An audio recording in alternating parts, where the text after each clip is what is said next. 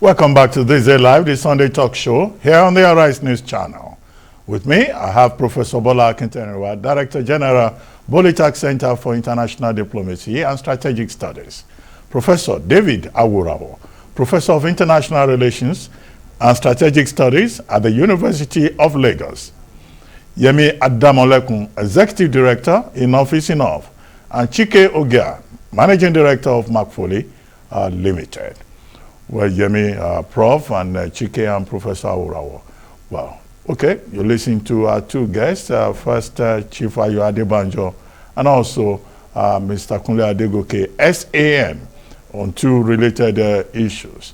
The PDP National Convention that produced Nigeria Atiku Abubakar as presidential candidate, and also the statement by INEC extending the deadline for primaries by 6 days. Yemi Adamolekun, let me start with you. Hello, Yemi, can you hear me? Can you hear me? Yes, please go ahead.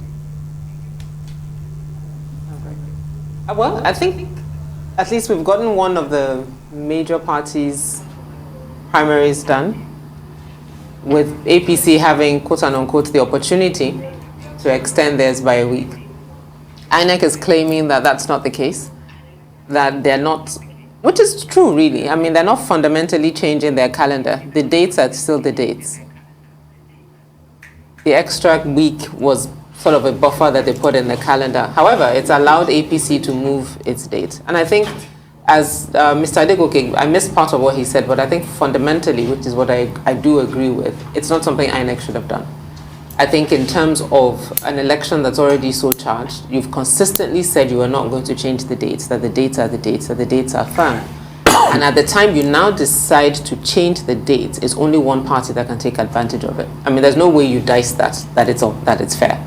And I think on this one, I even blame PDP to a certain degree because they were in the room. And I wish they had, literally, it was after the fact that they were now trying to protest. But they had both from the beginning, as under IPAC, collectively asked for an extension. Now, so it's that same sort of request that got carried forward to that particular meeting, I believe, on Thursday. But at that particular point in time, they should have said, you know what, our primaries are on Saturday. We can't change it. So at this point, the ball is already rolling. Let's conclude it. We'll have done ours on Saturday. APC will have done theirs today and Monday. So blaming INEC primarily as the election management body, there was no need, given just all that is going on with Nigeria, the level that citizens distrust the system, the narrative, as Pa Adebanjo also reiterated, that INEC is an arm of the government, so anything that they do that favors APC should not be surprising. So given that general environment of distrust, if you now weigh APC, basically INEC seemingly made a choice to favor APC over Nigerians. And I think that if they had stood their ground and said, no, we've given you this date since February, anything you needed to do, you should have gotten done, we're not shifting it, then it would have increased voter confidence, increased citizen confidence in the process, and they literally lost an opportunity to do that. I don't know how they want to explain it away about what they did. What I've seen is them hiding under the fact that their dates have not changed, which is true. And I think we need to be clear about that none of the dates in terms of their schedule changed. They didn't move anything. There was an extra week between when primaries were supposed to end and when they were supposed to start uploading names into the portal for whoever won. And that's basically the week that they've given. But what that has done, it's allowed a political party to move their dates. And so part of the challenge and part of the interesting thing is also looking at the political parties. The Electoral Act is very clear, for example, that all political parties needed to have submitted their voter register by a certain time. My question is, I wonder when APC submitted their voter register, if this is not playing to their favor as well. A lot of questions, but it's something I certainly would just repeat that INEC should not have done. It wasn't necessary. And on the PDP primaries, very interesting. As Pa Adebanjo said quite a bit, very interesting to see Aminu Tambuwal step down at the very last minute, even though they had tried to do a consensus, even up to the last minute, up to Friday. Northern elders had tried to get them to agree on a consensus candidate. But I think for me, what I find very fascinating, EFCC shows up at the primary grounds, starts looking at people's bags, I'm not quite sure that they were expecting people to come with money. But let's also be very clear. The fact that there is a lot going on, I mean, I did not see any exchange of funds, but it is sort of in common parlance that delegates were being paid really significant amounts of money from the Wike camp, the Atiku camp. Let's be clear, these things are illegal. So the fact that we are talking about it as par for course, that delegates are earning money, delegates are about to be rich, it is illegal. And EFCC's show of force, I hope they show up at APC's grounds as well, but it's not just showing up. It's actually taking the time to investigate and ensuring these things happen. I was reading the Electoral Act earlier today because the fine for the offense is 500,000 naira.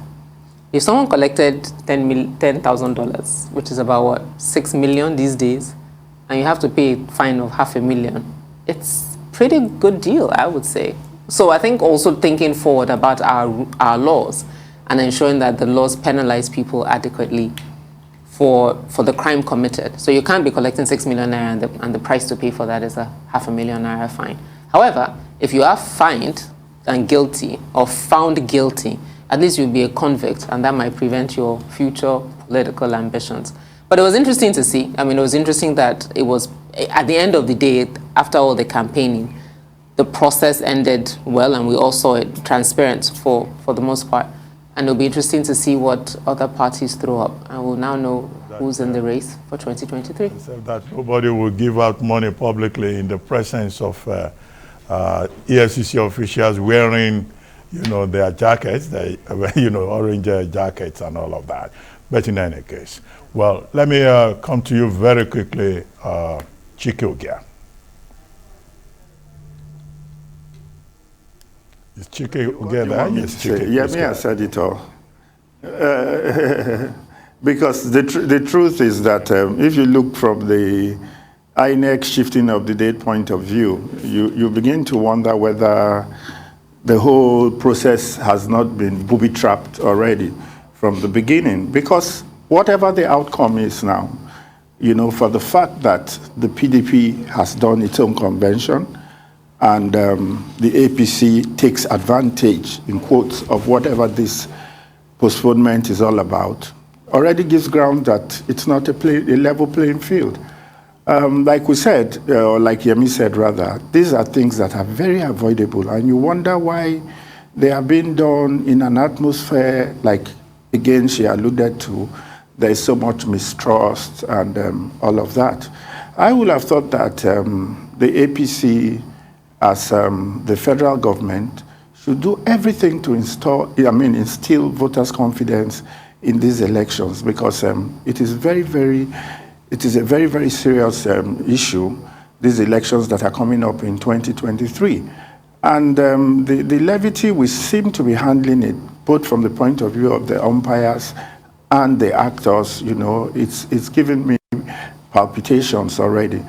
I think we should be more serious about the conduct of these elections and make sure the field is level for everyone. And it is perceived to be so. Because the minute people start feeling that things are uneven, then, like I said, at the end of the day, we might just be setting ourselves up for a lot of litigations and all of that. That is on the side of the postponement. On the other one of the party itself, the convention the PDP had, oh yeah, there are lots of issues there. I mean, the PDP is the only party I've ever been in. I was in that party in 1998. I got into the party with my mentor, as it were, my godfather, Chief Philip Asiodu.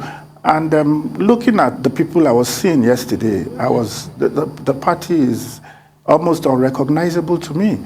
Although there are one or two persons, like the vice president who epitomizes the party, he's been there from. But there are so many people that I see there that I'm wondering that this is not the spirit and the ethos of that party as I used to know it. And that is why I congratulate myself every day that at the right time, I think I took a bow out of the kind of politics we play in Nigeria. It is very disheartening to note the way it has all been, to see the way a section of this country is being treated, and to also note how that section is treating itself. Because you see, in life, people will take you as importantly as you take yourself. When you have a situation where the Southeast candidates are scoring 15, 1 and 2 votes and stuff like that, and there are at least 100 or 95 Southeast delegates in that list, it doesn't matter whether they win or not. That's not the point. You are saying it is your time, you want to ascend to the throne or whatever. You will have to back yourself. You cannot ask for people what you cannot give to yourself. So that to my mind was something very instructive I took out of this place. Yes, we can scream blue murder. Yes, Wike has fought all his allies, starting from Secondus, his brother, who he helped to become the chairman of the party. He made sure he got him out. Why? Because of Tambuwal. He fought Atiku Abubakar to the end in the last convention. Why? Because of Atiku Abubakar. I mean, because of Tambuwal. And what happens? How does Tambuwal repay him? You know, so the whole thing is very confusing. And when you look at it, you begin to wonder, you know, it's just a cloak and dagger kind of thing.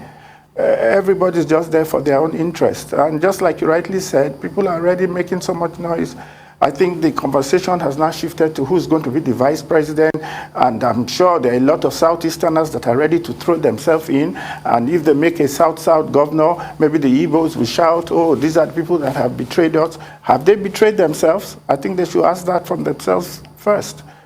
So all in all, I will congratulate Atiku Abubakar because personally, the PDP, although, like we rightly said, Buhari has been in power for 8 years. But the truth is that how many years has the South been in power under a PDP government? And really, when a government is out of power, what I think is important to that government is to put its best foot forward and to regain power. Right. Yes. Yeah, I would like to bring in Professor Akintenwa at this point. Professor Akintenwa, over to you. Yeah, thank you. I think Chief Ayo Adebanjo is an empiricist, a very good, conjectural analyst. And there's no point he has raised that has not been substantiated empirically. And I think that I belong to the Ayo Adebanjo school of thought on this matter, especially that by coincidence today, in today, my column, I raised many of the points he drew attention to. And I argued, Nigeria's unity by manu militari, the dynamics of recidivist insecurity and imminent disintegration of Nigeria. Now, if Chief Ayo Adebanjo is talking about the need to have a reviewed, a modified, a renegotiated constitution before having any general election in 2023, I think he has certainly taken account of the dynamics. For instance, when Alhaji Atiku Abubakar is saying he is a unifier that is going to unify the country, very good, an ideal thing. But what really is he going to unify? What really? Because the problematic and the problems are that in Nigeria, we are challenged by the quest for Fulanization, by the fear of Islamization, and it is precisely the president of Libya, when he was still alive, Muammar Gaddafi, who said that there will not be peace in Nigeria until Nigeria is divided into Muslim North and Christian South. He said this in the open. The government of Nigeria by that time tried to look at the observation to determine the extent to which it was valid. But nobody has critically looked into it. Now, the governor of Bauchi State, in an interview with Channels Television, said that they are bringing Fulanis from West Africa, Central Africa, to come and have a home in Nigeria. Now, so that the roaming character of the Fulani herdsmen will be removed. Now, when, for instance, attention was drawn to this, particularly by Chief Olusegun Obasanjo and a host of others, that President Muhammadu Buhari has a Fulani agenda. The president doesn't even talk about it. Nobody cares about public complaints. So when I sat down and looked at it to see, look at the way presidential candidates are behaving. Everybody is saying he's competent to do this. I have this experience. I have that. I can bring God from his heaven, bring him down to Nigeria. Everybody is telling us about what he's capable of doing, but they are not addressing the critical issue, the fears of the Nigerian people. Look at what Shifayo Adebanjo said, that look, he doesn't want secession, but he is not opposed to it.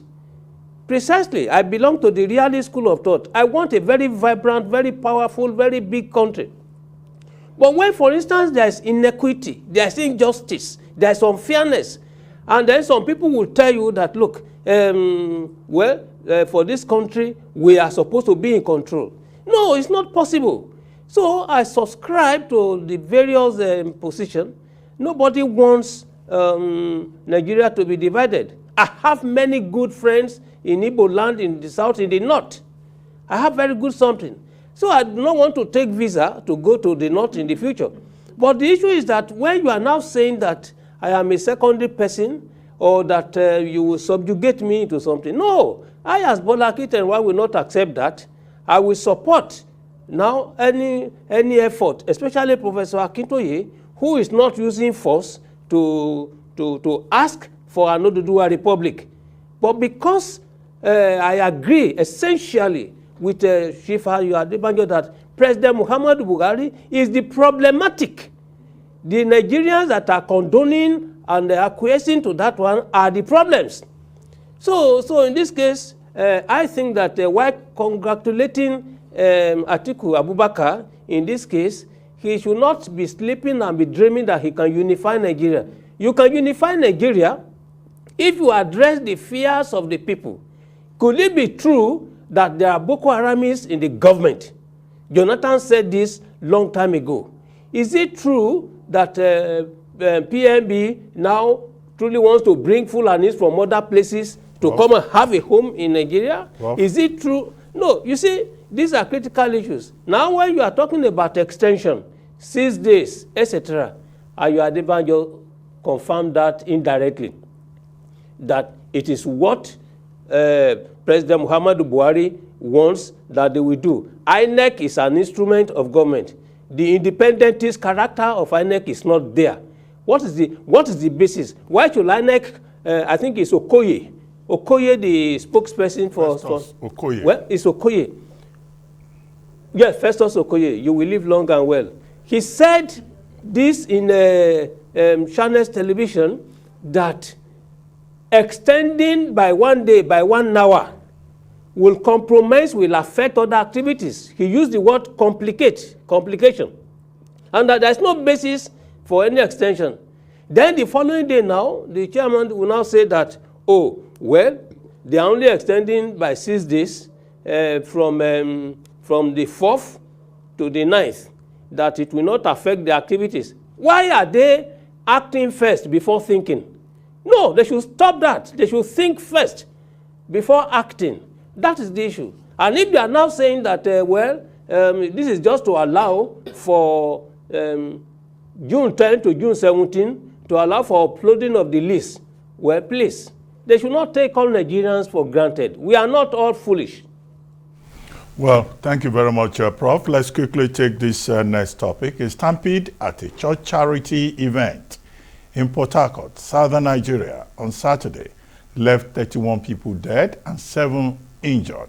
That's according to police report. One witness said the dead included a pregnant woman and a number of children. The stampede at the event, organized by the King's Assembly Pentecostal Church in Rivers State, involved people who came to the church's annual Shop for Free charity program. Police say that Saturday's charity program was supposed to begin at 9 a.m., but dozens arrived as early as 5 a.m. to secure their place on the line. Somehow, the lock gate was broken open, creating a stampede. Nigeria's National Emergency Management Agency said first responders were able to evacuate the bodies of those trampled to death and took them to the morgue. Security forces have since cordoned off the area. Well, this is a very disturbing story, and it simply confirms the reports from the World Bank, from the IMF, and from other concerned institutions that the world is now suffering from a food crisis. And it's not just in Sri Lanka that access to food is a problem, and hunger and malnutrition are becoming threats. We're seeing it right here also in Nigeria. Just weeks or days, if you like, after the Monetary Policy Committee of the Central Bank of Nigeria increased the monetary policy rate from 11.5% by 150 basis points to 13%.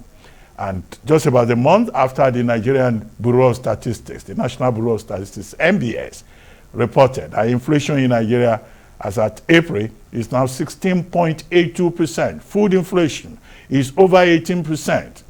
People talk about the crisis in Ukraine, the supply issue with cereals, wheat or some other items, and how this is causing a crisis. Now in Port Harcourt, Nigeria, people queued up to go and get free food.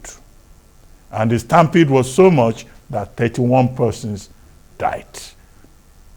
What are we going to do about this crisis? Because tomorrow, if another person offers free jollof rice, people will also go there. In fact, some people may sleep on the queue overnight.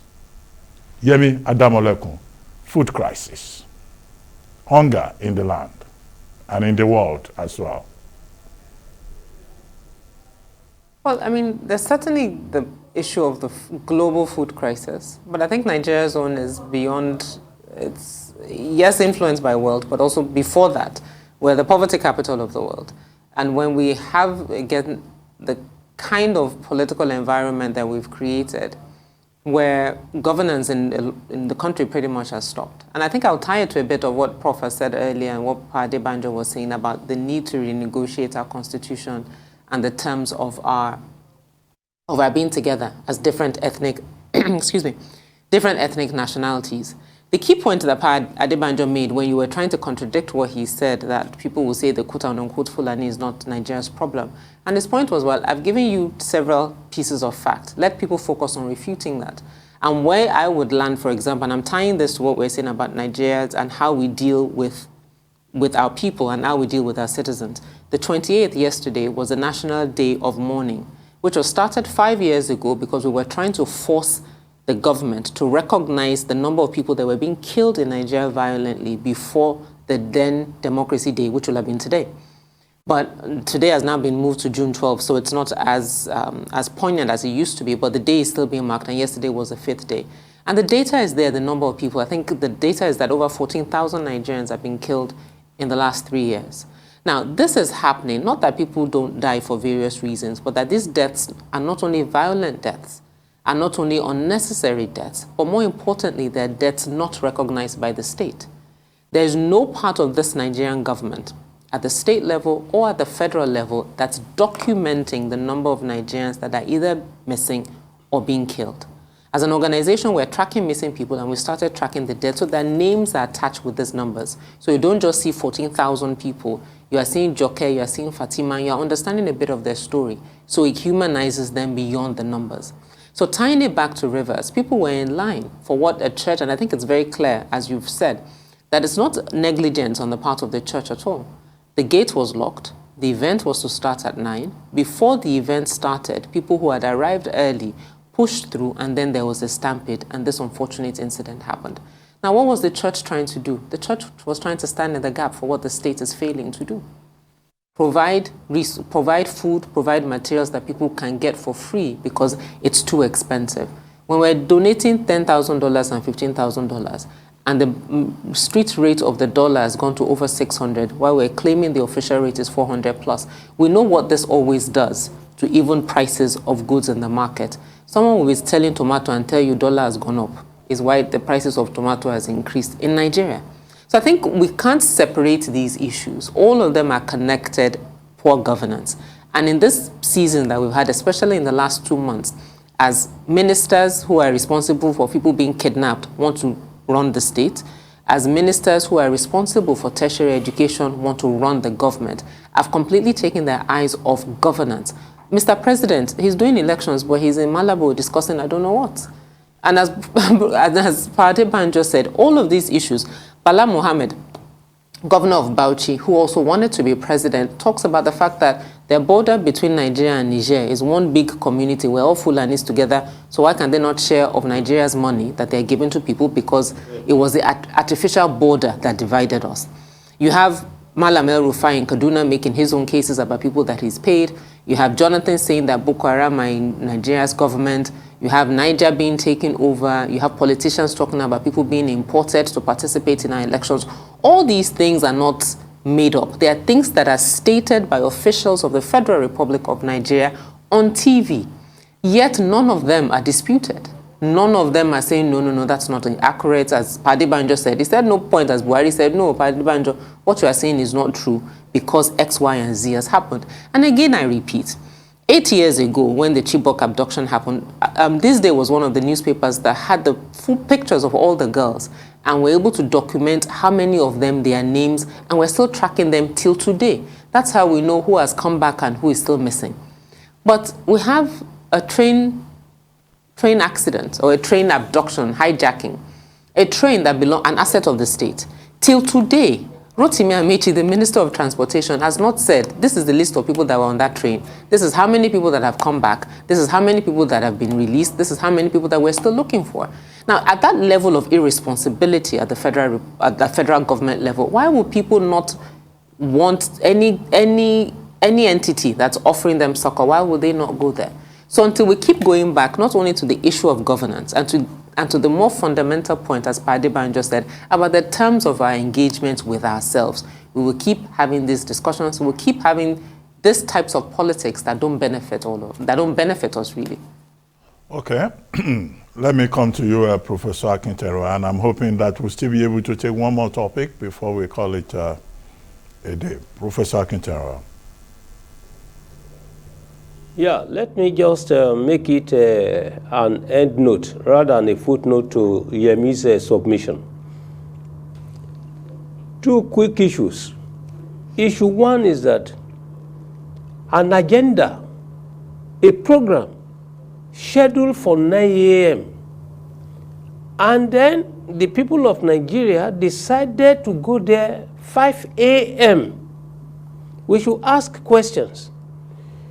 Question one there is that, could it not be because they know that the gifts, the food that will be given, will certainly not be enough for the crowd, the people that will be coming?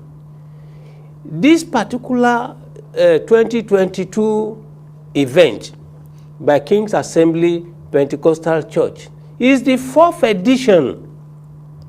So the people knew quite well that there is a limitation to what the church can give. But when you have more people demanding, asking for food, and the supply will not be enough, why wouldn't you expect people to come very early, to be first come, first served? First issue. The second issue is that we are talking about positive scarcity of food. I think under Chief Olusegun Obasanjo, we did have Operation Feed the Nation. Why should a government of Nigeria be responding to crisis only? Why is it that we don't have a programmatic, agricultural, food project. Ebenezer Obey made this known in a song too. Now, with all these different operations, why and where are we on this matter? Is it because there is a war in Ukraine that we are now being told that we are victims? No. I think food scarcity is a resultant of very bad planning, poor governance. Yemi mentioned that one. We must always live in the future. We must raise questions. Nigeria has arable land. In fact, Nigeria has the most, populous, not just people, but the greatest size of arable land in the whole of Africa. All right? We have that. So what are we using that for? Why are we not focusing on agricultural development in such a way that we provide food for even Ukraine, for Europe, for America?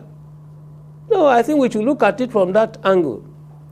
Those who died, we sympathize with them. May their soul rest in peace. Chikoga, quickly, so that we can take our last topic. Yes. But that's the point. Is there anything to add? A church calls people to come and eat, like a community service, which is what we all do in Nigeria, because like both Prof and Yemi says, we are now the poverty capital of the world. So there's charity, there's poverty. And what do you expect when they meet? That's what happens. It's a pity. I think maybe this would tell these churches next time that when they have this kind of programs, they have to plan more adequately, because the intervention by itself is something that is meant to give life, and it's great.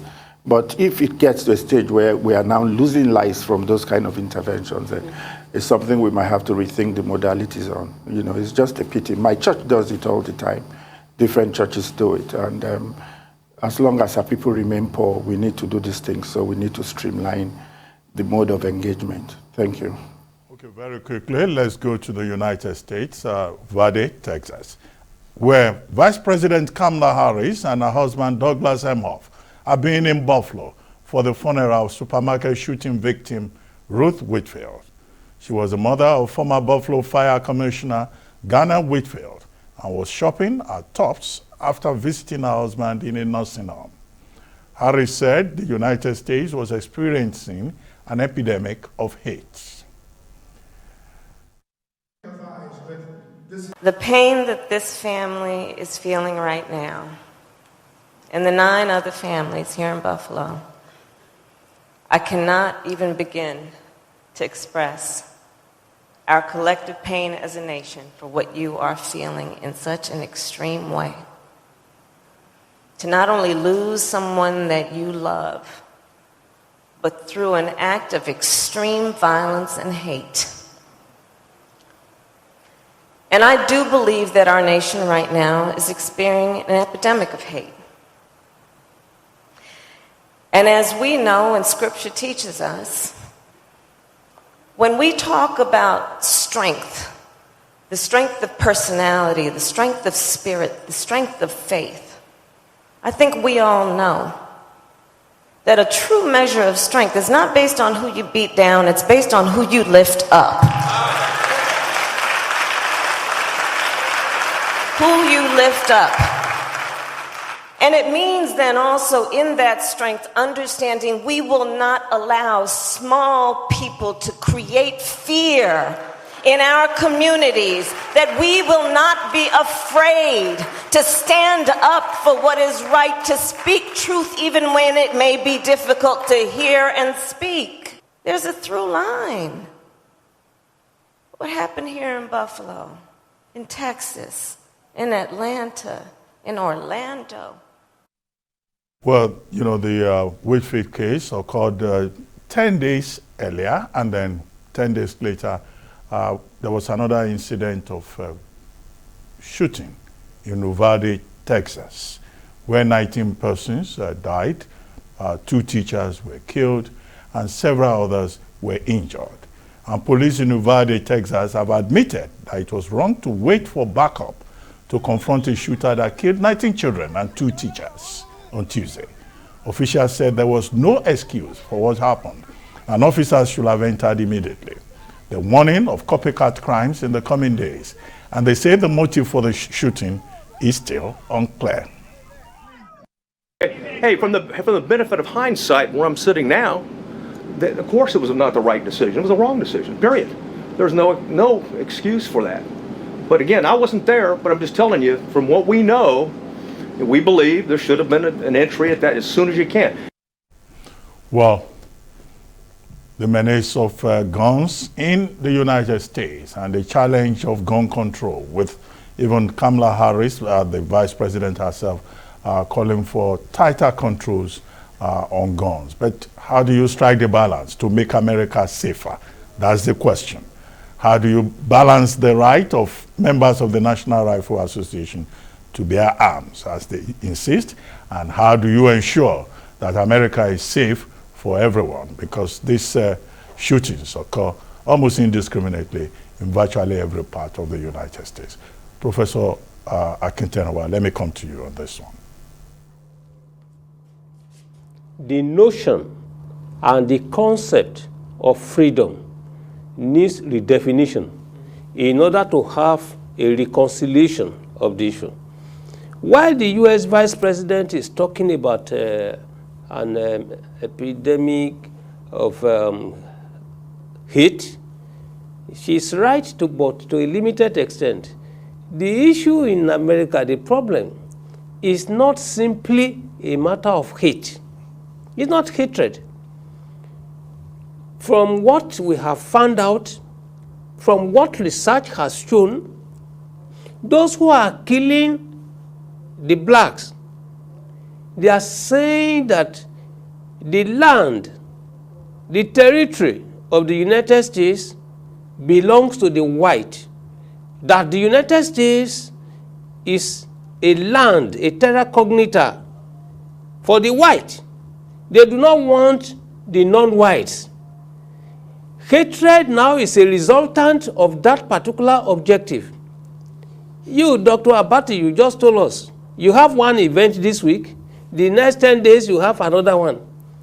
How are you replicating that? How do you explain it? How do you understand that? More significantly, gun control. Gun control will not have that. When you have freedom on the one hand, which says you want to do this, you want to do that, you have the right. To an extent, one needs to hold a gun in self-defense, principle of legitimate self-defense in international law and relations.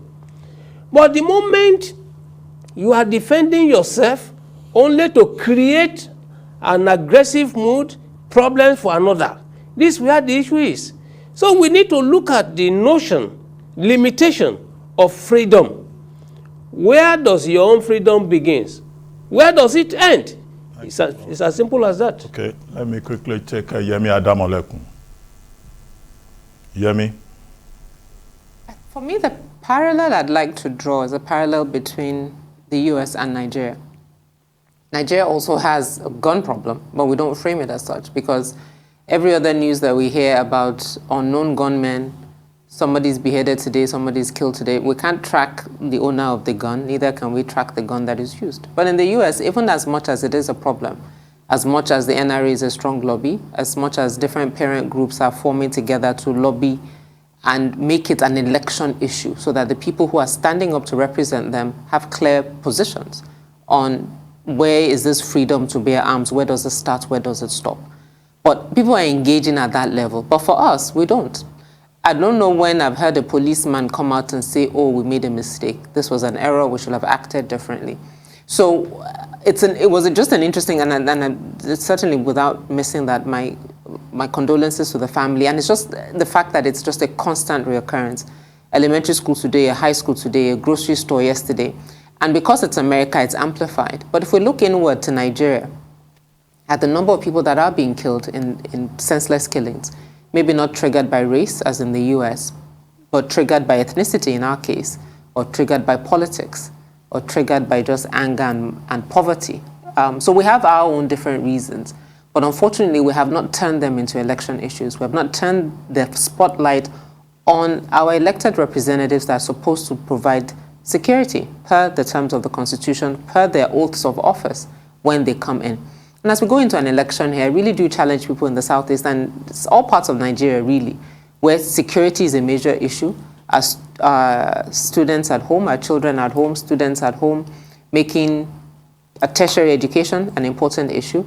Fuel subsidy keeps coming back, making energy an important issue. We make these things election issues. So after spending $10,000 and $15,000 per delegate, you can come forward and speak sense to what it is that will make this country livable, not just sharing money. Okay, thank you. Well, Chike, we have just about 4 minutes left, but I would like you to comment on this subject and also on Real Madrid becoming European champions for a record 14th time, because I know you like sports. Okay. The Madrid issue, it's a good one, because really and truly speaking, Prof. Yemi has done justice to the gun epidemic in America. The truth is that if a team can take out Chelsea, take out Man City, and take out PSG, no other team in this world deserves to win that cup more than that team. I've never, like you rightly said, football is my other life, so to speak. I've never seen a much more hazardous road to a finals by any other team, because a lot of times the fixtures help teams to navigate, those waters. But from the round of 16, Madrid just kept on having the worst possible opposition, and by sheer, dint of maybe pedigree, strength, and all of that, they kept on overcoming. And by the time they did what they did in the semifinals, I told somebody, I said, this thing is written in the stars. You can't go through this and not win the cup. And I'm particularly happy for Benzema, because this was a guy who, he's about 35 years old now, and for most of his career, he was playing in Ronaldo's shadows. And that just tells you how there are so many, many hidden stars everywhere, even in our politics, everywhere. You see, when one person is just there covering everybody, you don't know what other people can do until they are given a chance. And I'm sure he'll win the Ballon d'Or this year, and I think that would be a great thing. Madrid won La Liga, and Madrid won the Champions League. That's the two biggest ones. Meanwhile, Liverpool was screaming on their heads about the quadruple. I think they finally ended with the double pool. Well, I'm a Madrid fan. Madrid is my second team. Congratulations to Real Madrid, but Liverpool didn't do too badly either. It's just that they've not been able to achieve the dream of having a quadruple. But at least they got close to it. They got a double. They got the double pool. They got a double, But even statistically, they played much better than Real Madrid, many will say. But I guess at the end of the day, goals matter. The only statistics Ruben, the only statistic that matter in a football game are the goals, and you know it. Anyway, thank you, Chike Ogia. Thank you. Possession means nothing. And thank you, Yemi Adamolekun. And that brings us to the end of today's edition. I'm Ruben Abati, and from our entire team in Abuja and Lagos, it's goodbye for now, and thank you for watching.